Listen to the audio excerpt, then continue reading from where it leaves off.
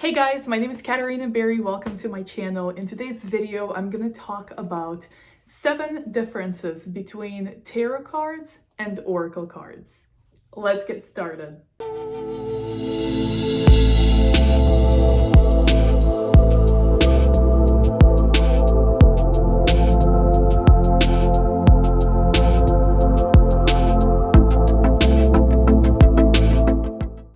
Difference number 1, number of cards. In any given tarot deck, there are usually 78 cards. Now, this is not something that would be considered a classic tarot deck just due to the theme of it, but this one also has 78 cards. When it comes to oracle cards, there can be any given number of cards in an oracle deck. It doesn't have to be 78, it can be 44, or as in this case, 53. Now, all the cards I'm demonstrating today, I have created videos on them, unboxing reviews, so you can check that out, and you can also check out these links in the description below. Number 2 is system of meanings. Now, in tarot, there is a sequence of meanings that depends on numerology, and it also depends on the class of cards. We will get to that later. But in oracle cards, the sequence of meanings of the cards is completely up to the author. So this example of oracle cards that I was showing you earlier, this is the Starseed Oracle by Rebecca Campbell, one of my favorites. Now, these cards are designed with the theme of star seeds and what it means to be a star seed. So this is the specific theme with which this oracle deck was designed. But in tarot, there is this sequence of meanings that, although it varies depending on the type of tarot cards you're looking at, there's generally a certain line of meanings that is similar from one deck to the other, unlike the oracle cards. Number 3 is usage. Now, personally, when I do readings for clients, I mostly use tarot cards. If I'm trying to understand a life situation that I'm currently in and the implications, especially as it pertains to other people, the events, the actions, I typically tend to use tarot cards. But when it comes to daily card pulls or just generally kind of intuitive message, oracle message from my guides, day-to-day usage, I rely mostly on oracle cards for that. I've heard others do similar things where they will use tarot cards for a deeper, more serious, more in-depth meaning and interpretation of what is currently going on, and they use oracle cards more as a kind of message of the day, message from the guides, message from your intuition, more something as a daily practice, something lighter, something a little easier to navigate. Number 4 is interpretations. So the way that tarot cards are interpreted depends not only on the type of deck that you're using, but also the established tradition of tarot, where there are certain cards that are a little more spiritual, a little more significant, a little more related to the messages, the lessons, the main lessons of life, archetypal kind of aspects of your character,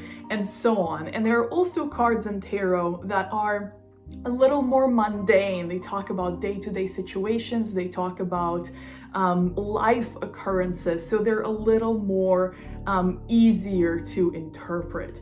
With oracle cards, often the interpretation is up entirely to the reader. I've seen some cards that don't even have a companion guidebook, but those that do, the guidebook usually depends entirely on the author. So again, with the Starseed Oracle that I was sharing earlier, the author actually writes books, and a lot of these cards come out after she releases a book. So some of the messages in the cards, in the guidebook with the cards that is included in the package, it kind of refers back to the book that she releases. It mentions some things that you may have read in her other works. I've seen other creators of oracle decks do a similar thing where the meanings either relate to their specific area of expertise, or they relate to their other written published works. One of the more known channelers of our day,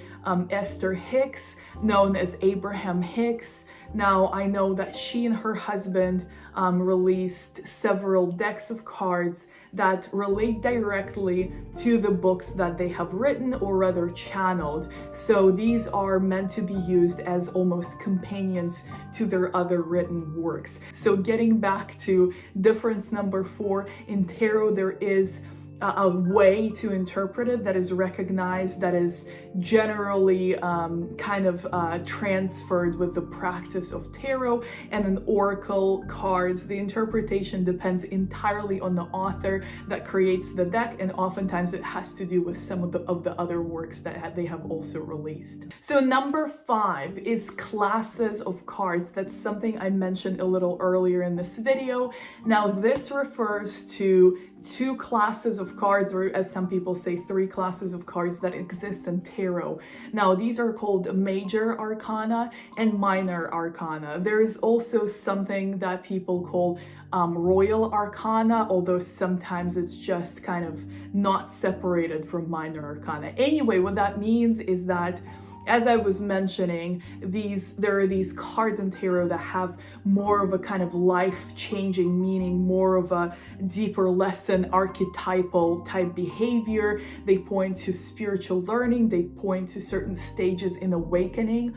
Whereas there are more mundane cards, which are minor arcana, that refer more to life situations, more to energies of other people in your life. But these have to do more with day-to-day environments and day-to-day understandings of life.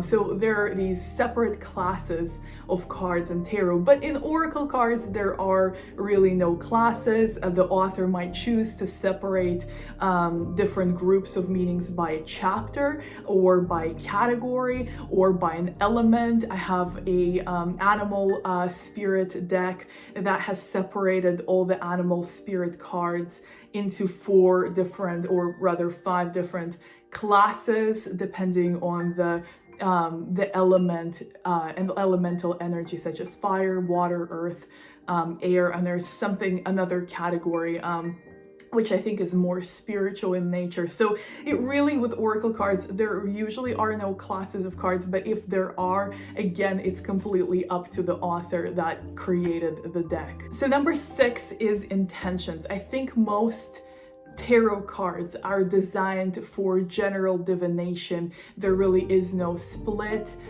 into what specific uses they are for. This can be, a reading that concerns an immediate situation, a reading for yourself, a reading for someone else. But it's generally created as a universal tool for divination, and it doesn't matter what the author, what theme the cards are designed in, or what specific meanings the author has kind of infused the cards with. With oracle cards, they are actually very much intention specific. So I have oracle cards that are, concerning angelic realms, angelic guides. I have oracle cards that are for empaths or starseeds, like this one. I have other oracle cards that have to do with feminine energy, divine feminine, goddess energy, female body healing. I have other oracle cards that, like I said, animal spirit decks. I have cards that are more dedicated to ascended masters. I have cards that are relating to specific books that I read that I really liked. So there's a variety of cards, and they all were created with a different intention. So for example, a divine feminine deck is going to talk about divine feminine energy, and most likely it's not going to concern divine masculine. And similarly, a deck that has been created for star seeds like the one I keep showing. This one, it's a little more high vibrational. It doesn't really talk about mundane kind of day-to-day dramas. It talks about kind of higher scope messages of healing and raising vibration and being in alignment. So that's also not necessarily for everyone. So I think it's best to have a specific intention in mind when you're choosing an oracle deck, whereas if you're shopping for a tarot deck, you don't really have to have a specific intention, because it will be a set of tools that you can use to conduct any kind of reading, and the intention is really set before you begin the actual reading, not when picking out cards. However, you might want to still choose a theme that resonates with you, imagery that you like, and author that you perhaps are familiar with in finding the perfect tarot deck for you. Number 7 is images and symbolism. In tarot, although depending on the deck, you will typically get different images, different representations, different depictions of certain events. Still, generally, you will find recurring themes, recurring symbolism, recurring signs on the cards. Even the way that they are numbered is usually universal from deck to deck, where you will look at a major arcana and say, this deck of cards that I showed you, and in a more traditional Rider-Waite deck, and you will see that the number of major arcana is the same, in the way that the numbers have been assigned to the cards is the same. Although they look different and perhaps they have different names, still they have some symbols that are going to be universal. With oracle cards, however, the symbols, the drawings, the representations, the things that you see in the cards, there is no general setting for that. It's completely up to the creator of the deck, and it will most likely reflect the intention, the theme of the deck, as a kind of a guide for the choices that were made, for what's drawn on the cards. Now, also you will see that in most cases, in both tarot and oracle cards, there is a dedicated card illustrator that is separate from the person that actually wrote the meaning of the cards in the case of oracles, or interpreted the meaning of the cards in the case of tarot, that is in the guidebook that comes with it. Some cards, such as basic tarot cards, sometimes come without a accompanying book with interpretations or with the meanings. Some do include it, like this one. This deck has, which is the Green Witch tarot deck. It has a pretty big companion book. It's kind of the size of the regular book, so the meanings are all included, provided with this box. But in a more classical Rider-Waite deck, you can usually get the deck without the book or without any companion, because it's sometimes implied that the person buying this deck is already familiar with the system of tarot. So this concludes the differences between oracle and tarot cards. Let me know if you found this video to be helpful. Drop a comment below. Tell me what you prefer. Which cards do you use for your daily practice? Which cards do you use for more serious, in-depth readings? Is it similar to mine? Is it a little different for you? Which do you prefer to work with? And so on. I reply to all of my comments, so I look forward to engaging with you. If you like this type of content, subscribe to my channel. If you want to check out a video in which I talk about how I started reading cards to begin with and how I made it a business, you can check out this video. And then there's another video that kind of is associated with that one. It's kind of what brought me to doing this kind of work, and it's about the dark night of the soul that I went through. And oftentimes that's when your kind of abilities come to the surface, or you can no longer ignore them. So if anyone's watching this going through something like that, definitely check out this video that I made. I was a little uncomfortable to make because it was a pretty difficult time in my life, but I know I'm not alone in this, and perhaps it will help you feel that you're not alone either. So on this note, subscribe to my channel, comment below, give me a like if this has been useful, and I will see you in the next video. And until then, I love you so very much. I hope you can feel my love. Take care. Bye.